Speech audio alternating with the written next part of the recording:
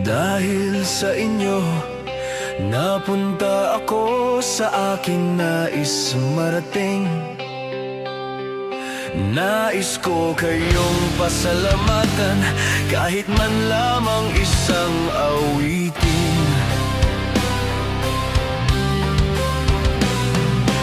Parang kailan lang, halos ako ay magpalimos sa lansangan.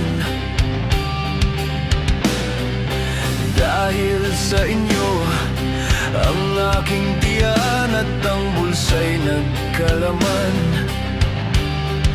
Kaya't itong awiting aking